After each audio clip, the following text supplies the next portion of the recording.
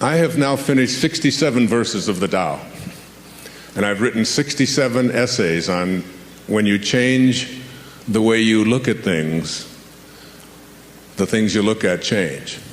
And this isn't just a clever play on words here. This is a quantum truth. As my friend Deepak Chopra has often said to me, quantum physics is not only stranger than you think it is, it's stranger than you can think. So that if you look at your origination, the place that you came from, this thing that Lao Tzu called the Tao, this great source that is everywhere, there is no place that it is not. And yet it is doing nothing. And yet it leaves nothing undone.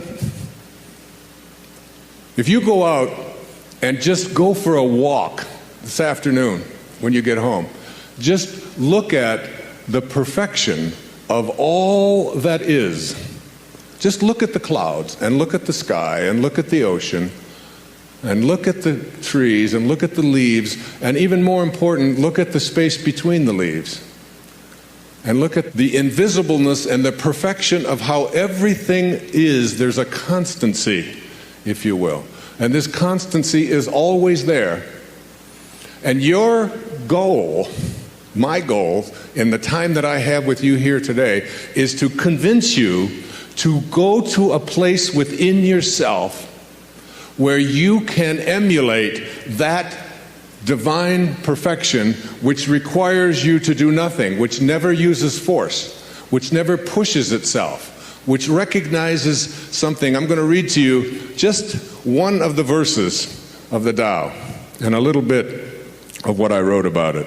And I seldom read to an audience because I don't like being read to myself. But I'm just going to share a little bit of this. Here's what Lao Tzu said in verse 29. Do you think you can take over the universe and improve it? I do not believe it can be done. Everything under heaven is a sacred vessel and cannot be controlled. Trying to control leads to ruin. Trying to grasp, we lose. Allow your life to unfold naturally. Know that it too is a vessel of perfection. Just as you breathe in, breathe out. There is a time for being ahead, a time for being behind, a time for being in motion, a time for being at rest, a time for being vigorous, a time for being exhausted, a time for being safe, a time for being in danger. To the sage, all of life is a movement toward perfection. So what need has he for the excessive, the extravagant, or the extreme? There's a time for everything. Imagine if you knew this. If you really knew that what you were experiencing emotionally in your life was a part of what there is a time for. And that you're not really doing anything. Lao Tzu says it over and over again. You're not doing anything. You're being done. You're being done right now. You're one of the 10,000 things. And it is all being done, all of it. Like I do yoga every morning, or almost every morning, 5-6 days a week. I do this 90-minute Bikram yoga, this hot yoga. And this has helped me so much with just that simple little thing. Just remembering what it says in verse 29 of the Tao, that there are times when you're in the midst of yoga, when you have a position where you have to put this foot out and you have to turn this one down and you have to get down here like this and you have to take this arm and I'm going to do it. And you have to do that for 60 seconds in a 110-degree room. That's after doing many other postures as well. There was a time when I would do that and I'd be so exhausted and all I could think about was, when is this 60 seconds going to be up? Oh my God, when are we going to be through with this posture? When are we going to get on to where I can lie down on the floor? And finally, and they began to realize as this doing the Tao thing has really changed me dramatically, so that now when I'm in that position with one arm down and one arm up, and it is exhausting, and you're stretching, and you've got your arm right next to your ear, and you're holding on, that you say to yourself, there's a time for being exhausted, and there's a time for rest. There's a time for things not to work out. Imagine if you knew that in the midst of my working with my daughter, for example, when I see the struggle that she's going to, and I can stand back and say, there's a time for her to experience this, and there's a time for her not to experience it. If you read Katie's life, you'll see that there was a time for deep depression. There was a time for fear. There was a time for anger and worry and despair, deep despair. And when you're in those things, if you could step outside of yourself and look at it and say, there's also a time for its opposite. As long as I'm incarnated into a physical world, there's a time for all of it. And as you do, you get to a new place in your life where you begin to look at all the things that are happening to you, because you remember verse 40 of the Tao says, it's all about returning. It's all about returning. Returning to what? Returning to the place from which you originated. The first 9 months of your life, you lived inside of your mother's womb in water. And during those whole 9 months, nobody could get in there and mess around with you. Nobody could get in there and get you to worry about anything. You didn't have sonograms that you'd look at and say, my God, I don't have a nose yet. What the hell's going on? I sure hope I get a nose. And you got into nose therapy and you worry about it. Oh, what if it doesn't happen? You don't do that. And all of a sudden, perfectly, it all unfolds in exactly the way it's going to unfold, independent of your opinion about it. You're not doing anything. Nothing is left undone. You're being done. You're being completed. And you were totally, completely at peace with it. You were surrendered to it. You allowed it. It wasn't a struggle. It wasn't... And then you popped out of there. And then you said, thank you, God. Thank you, Tao. Thank you, Source.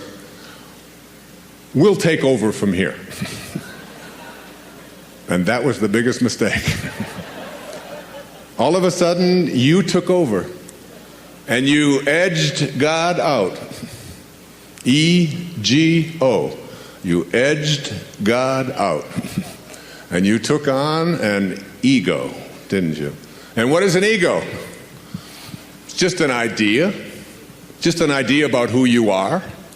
Instead of being a piece of God, a piece of the Source, you decided, and those around you decided, that you were something different. And if you studied quantum physics, and you took the tiny little particle that began you, and you tried to find out where it came from and reduced it down to its tiniest subatomic properties, ultimately you would discover what Lao Tzu knew, that it's the spirit that gives life, that you didn't come from a particle, that particles do not create particles, particles do not come from particles.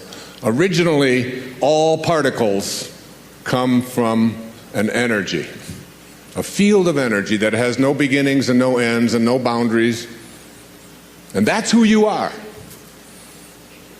And returning back to that, and letting go of the idea that who you are is what you have, and who you are is who you control. I don't think there's any more all-pervasive theme in the Tao Te Ching than the idea of being a non-interferer. Do you, Stephen? I mean, isn't it? It's about not interfering, isn't it? It's about letting go. It's about allowing. It's about detaching. It's about disconnecting yourself from this belief that you are in charge of other people.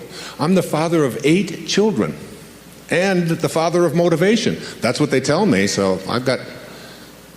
And as this father of 8 children, one of the things that I've recognized and what has made me, I think, a better parent, particularly even since I've been doing this, is my willingness to, I call it the bite your tongue verse of the Tao. Just hang back just for a second, just as you're about to interfere, just as you're about to lay it on and tell somebody else how they should be and what they should do and how they should do it, you step back and realize that what Khalil Gibran, the great Lebanese poet, in writing in the Prophet, said was just a basic truth. Your children are not your children. They are the products of life's longing for itself. They come through you, but not for you.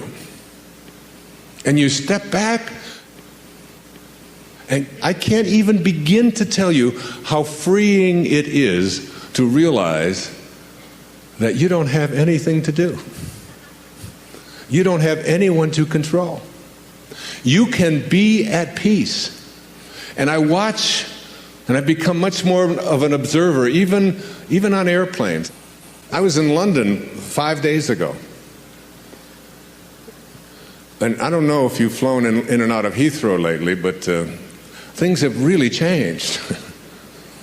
We couldn't take anything on the plane. The terrorists, whoever they are selling fear, and we respond with more fear. Every time you use force, you create a counterforce, and then another counterforce, and before you know, and the Tao teaches us all. I mean, one of the great lessons in the Tao is that any country that has its primary resources and its energy placed on building weapons is not of the Tao. And those countries that have their consciousness located in the Tao put their energy into tractors and building homes and growing food, not building weapons. I saw a movie not too long ago with Nicolas Cage about warlords or something, the Lords of War, I think it was something like that. One of those alarming things about how much energy we are in the world creating, energy to destroy ourselves. That we have literally created from our consciousness enough weaponry on this planet to eliminate all life within just a few moments. It's all there. It's all there for us. We've allowed ourselves to move so far away from the great teachings of the great spiritual masters. And we believe that we're a Christian nation or that we're a spiritual nation when we find ourselves having moved away from these simple principles and then getting upset with other people because we can have these kind of weapons, but they can't. And we don't look hard enough at ourselves and all the ways that we have deflected ourselves from the greatest teachings